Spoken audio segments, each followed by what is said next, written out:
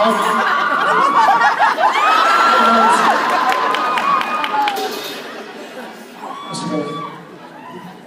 right.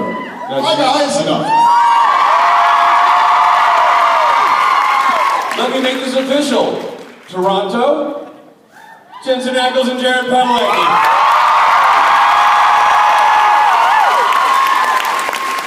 Hello, Toronto. How are y'all? It is awesome to be here. Many years in a row on behalf of Supernatural. I was actually, a little fun fact, 13 years ago. Oh, do tell. Today. Gather round. I was here shooting the Oscar award-winning New York Minute. What category did it win for? All of them. Right. They made a new category called Winner of Everything.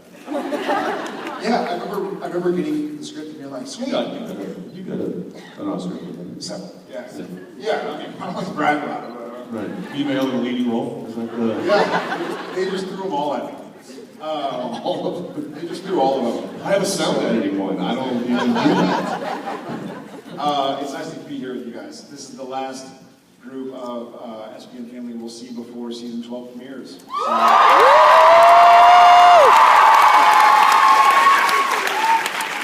So, with some pretty cool stuff coming down the pipe.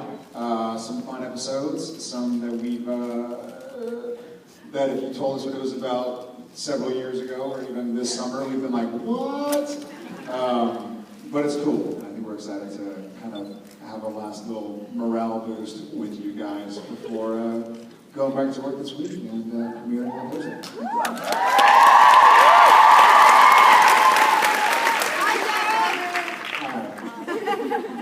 So without further ado, unless you want to do some more. Hey, you're doing a great job of it doing. I do. You do a do. You do. I do. Hi. How are you? Great. How are you? Great. How are you? Nice question for both of you. If cats were to enter your life sooner, maybe like when you guys were in high school or something, how do you think it would be different?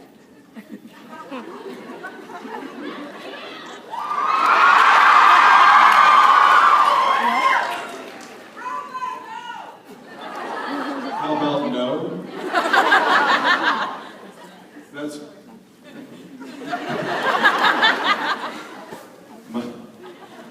we're... Easy for you to we're say. expecting twins.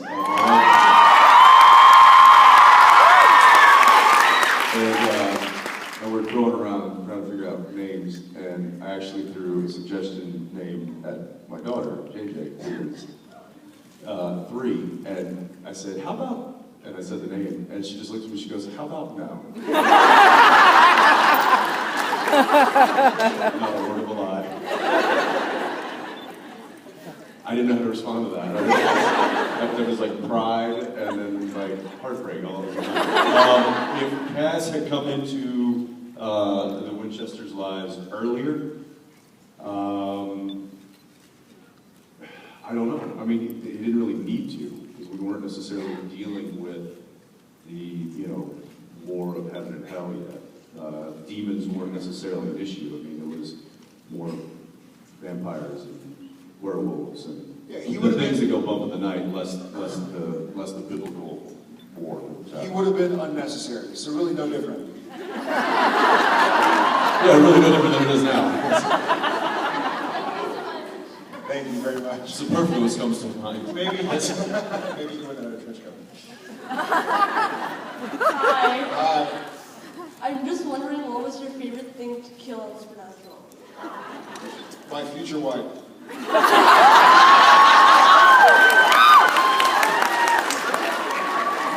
So much therapy right there. So now, anytime we're in a disagreement, I'm always like, this is because I killed you, isn't it? No, it needs to be, look, I killed you once already. Hey. Then 11 years from now. So he doesn't take advice from me. It's Billy Bush or something that would come out on video. That was fun because it was silly. Yeah, I'll go with that. I would say vampires are fun, but it's actually the filming of it is not as fun because what you had the lopping of the head is kind of a real technical pain because you have to we have what's called a switcher where they line up the image of where said vampire is standing. And then that person then has to step out. Then I come in with the machete and I swing through an empty frame. But they have it lined up to where so I have to look at a screen and make sure that my machete is lined up with what image they just kept. Anyway, it's technical. It's not nearly as fun as it looks on camera. I wish it did because that would be my favorite. But I don't know. What would be I will say the Wendigo was fun many, many years ago because we got to shoot a flare gun right into some big giant chest.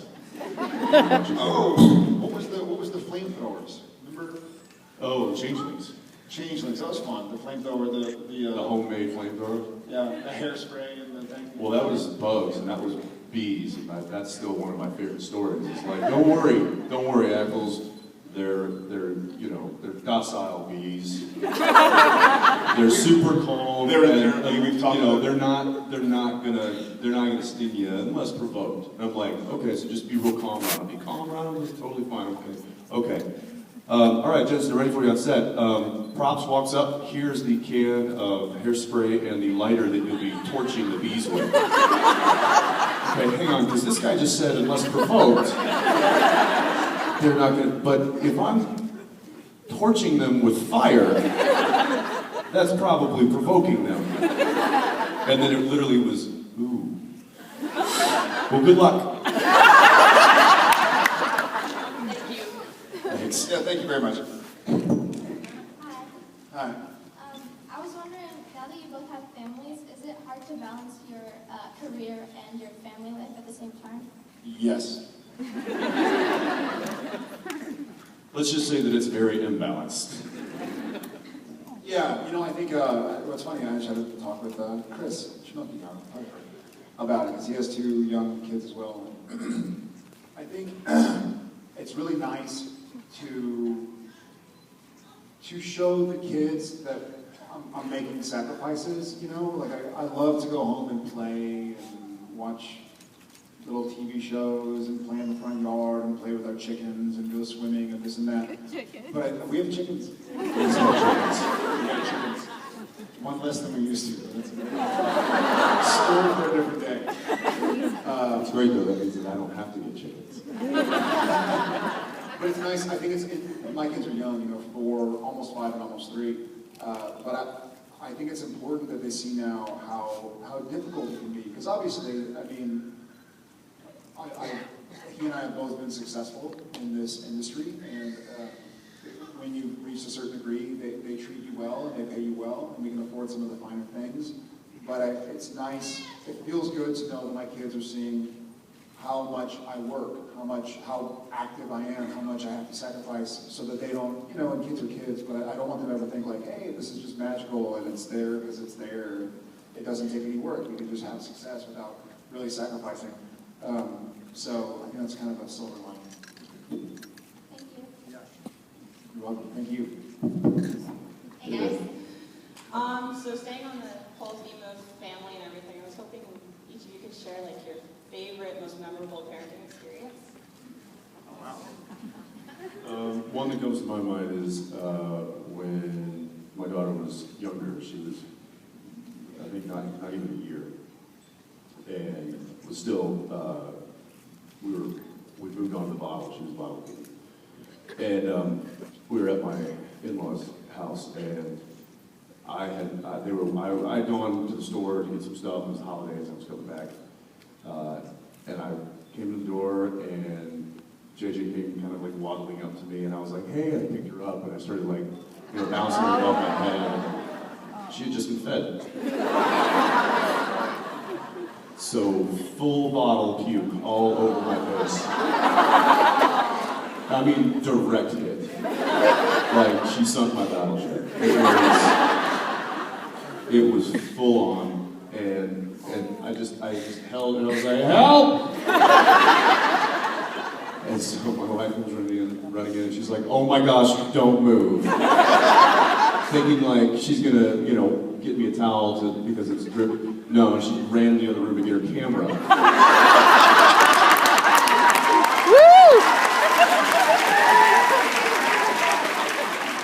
So I'll have that for the rest of my life. But there are many, many, many more. That's certainly just one. Yeah, I actually have the same experience. My daughter threw a ball over his face too. I was playing with the kids after dinner before nap time, before bath time and bedtime, and I was kind of throwing Tom likes to wrestle, and he threw up all over me, and I was laying down on my mattress, and Jen was there, and Shep was there, and I was holding Tom out, and he threw up, and I just held him. It was an interesting experience to have another human being throw up on you, to not be grossed out. And that sounds weird, but to be like, if I was like in the hallway and someone threw up 50 feet away, I'd be like, this is barf on me. And this was a child milky fart. This was like, had a quesadilla barf. So I was sitting there, and Jen went and got a towel. A quesadilla. We had Maudie's. Maudie's is a Mexican place. I love that. But I've actually had a different experience that Jensen hasn't been so lucky to have yet. I have boys, and every now and again, when they're laying on their changing table pad, they're young, and you can smell something's going on. Okay, it's time to change your poopy diaper. And sometimes you un-velcro the He says it just diaper, and you start to take the diaper off, and apparently there's a phenomenon where when a young boy's private part gets exposed to oxygen, they like to urinate. So I found myself as a father on a few occasions going like, oh God, and just putting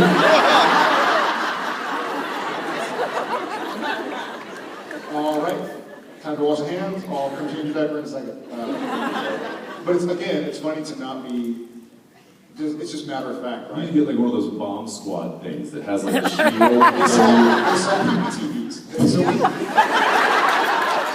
sell little, I'm sure there are people out there who have young boys who know this. Yeah, we have like PPTVs. And they're little like diaper style TVs for the PPTV.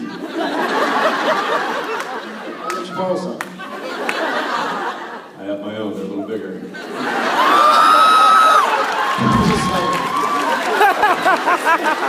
Thank you very much. Yeah. Sorry, guys.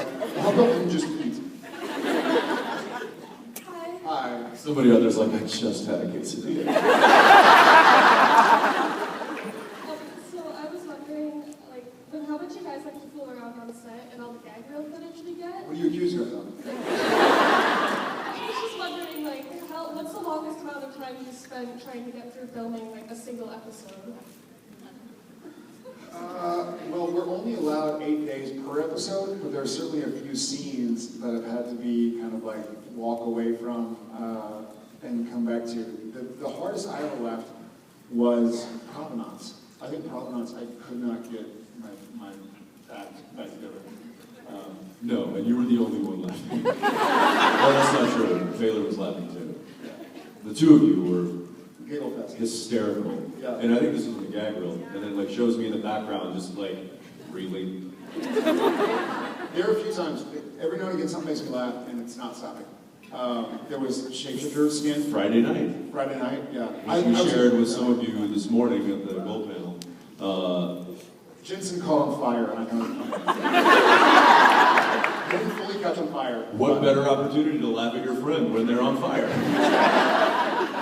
His reaction was comical, and so I just started laughing. Couldn't really stop. It wasn't comical. For me, it was. It was like survival mode. Not for me, it was laugh mode. So Misha in the scene, Cass has something he's got, it catches on fire, and Dean grabs a garbage can, and Cass then puts the item that's on fire into the garbage can, and Dean pours a pitcher of water on it. Well, you don't really rehearse something like that, you just kind of do it because we have a thing where gags like that, it's like, we say, you know what, let's just shoot the rehearsal in case we get lucky and it works. Because it'd be really crappy to actually have it go perfect in rehearsal and then it not go well during the take. So we just go ahead and rehearse while we're shooting. Basically, it's basically just shooting with no rehearsal. And the item that was on fire lodged itself against the wall of the trash can that my hand was holding because it was, in theory, the flames were going to be coming up the other side of the trash can, which is I was going to hold it at an angle, and that would have worked fine. And it was on fire a lot more than I had anticipated. So much so that the flames were on my hand, and like my hand was burning, and I was just supposed to act cool and like put it out, you know, with a pitcher of water and then set it down. But instead of me just walking up and, you know, boom, the flaming item goes into the can, and I do. And I set it down, it was more like,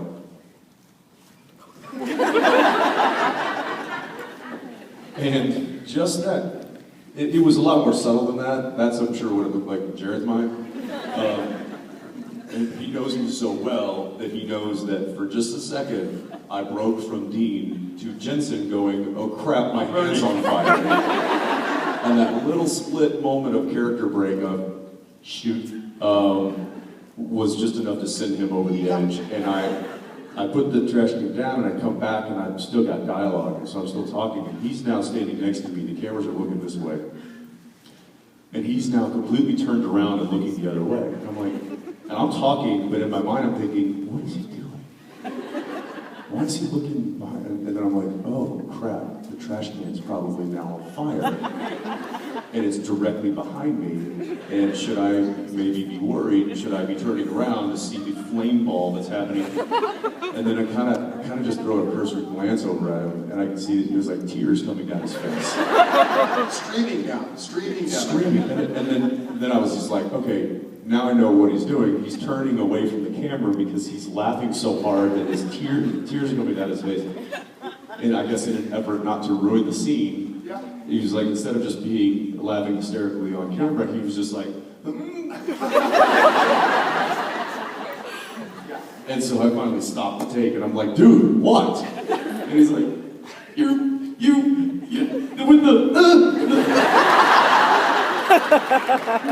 I'm like, yeah, my hand was on fire. He's like, I know. It was pretty funny. Yeah. So that happens. Yeah, thank you very much. Hi, my name is Paula. This is my daughter, Kaylee. We started watching the show last year because she's a little young, and we watched 11 seasons in 1 year. This is our first convention, and it's amazing. A couple times. We wanted to know, is there any actors or performers that make you starstruck?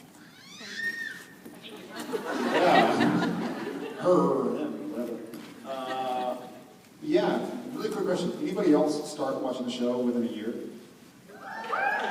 No way. Yeah. Wow. Super cool. Someone's like, hey. Awesome. Anybody watch within a year?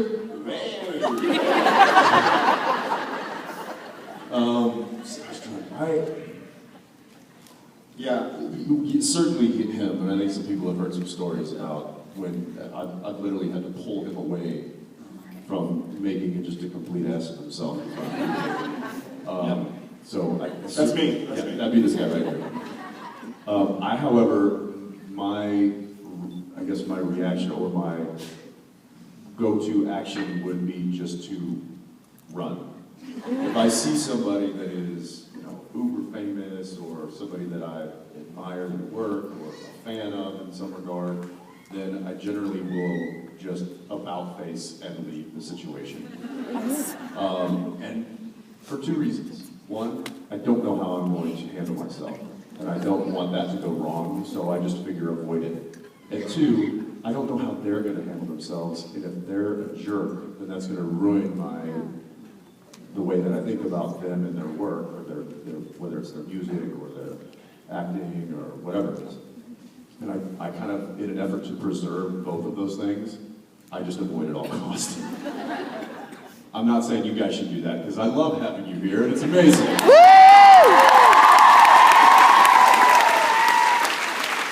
But that's a bit of a default reaction for me. I don't get that way with actors because they feel like my peers, you know, like I've worked with some amazing actors and actresses, and part of me feels like, and Jensen. Part of me feels like, that's cool, like with enough hard work and enough dedication, I can be like that one day, or, you know, I feel like it's attainable, but with musicians, I think I get like that, like pretty infamously when I met somebody nerded out just a little bit, and then afterwards was like, I didn't know I yelled like that. I always hoped I wouldn't react. I always hoped I wouldn't act like that. But welcome guys, thanks for taking the journey with us. Yeah, it's great to have you here. Thank you. Very cool. We love you, Casey. Cheers, guys. Hey there. Hi. Sorry if I sound really jumbled up. I'm really nervous right now. You don't sound like it. Well, I am. Fine, I believe you. Jeez. I was wondering, this is for both of you, if there was only one similarity that you think is the most similar between you and your character, what do you think it is and why? The hair.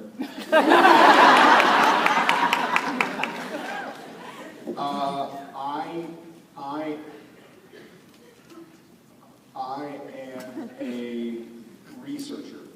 Jared very much wants to know everything about what he is doing, as Sam does. You know, like Sam, when they found the Middle Letters bunker, and there was a library full of books, Sam was like, this is amazing. I can learn everything about everything that's ever had to do with anything that has ever had to do with the supernatural. Jared's kind of like that. Like if I get into something, I can't read enough about it, I can't watch enough YouTube videos about it, or talk to friends about it or whatever. I really delve into subjects that I become passionate about, as does Sam. I don't know why, it's just the way I was wired. But yeah, that's probably the one that clicks in my head. I could probably sit down and think of a few. I would say that one that comes to mind, and I'm not trying to pat myself on the back here, but I would say that Awesomeness. yes, awesomeness is something that I bring to that character because I have it in me.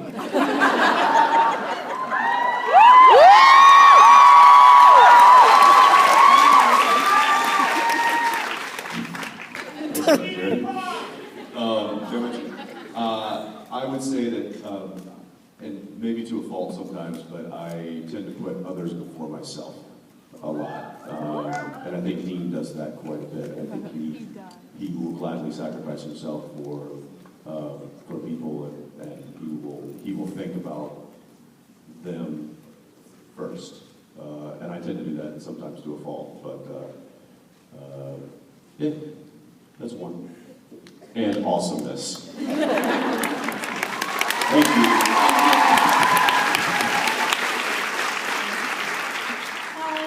Hi.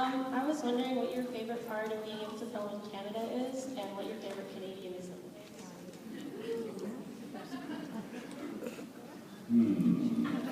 is. I will say that there's many great things. One of the great things is that, I don't know if you've noticed, but the year-round wardrobe of Dean and Sam Winchester tend to be layered and with coats. I'm not sure that would really go well if we were shooting in Phoenix or in Austin or anywhere south of the Mason-Dixon line. So I really appreciate the weather and the temperature in Vancouver because it keeps us comfortable, otherwise it would just be a mess. Favorite Canadianism? I think he and I both like using the term, we both adopted the term toque. Well, it's not. I think you still say beating. But, yeah, I like the word too. Is it something that's used widely here? I chuckle at my favorite Canadianism, and it's one of those things that I enjoy it because I enjoy the pride or the excitement, but I laugh and do an impression sometimes, and it's like, there's a news flash, and it's, breaking news. Ukraine was invaded by Russia. There are 15,000 MiG aircraft and F-16 en route to deploy. In other news, Matt Sundin came back to the Vancouver Canucks. You're like, everything is hockey.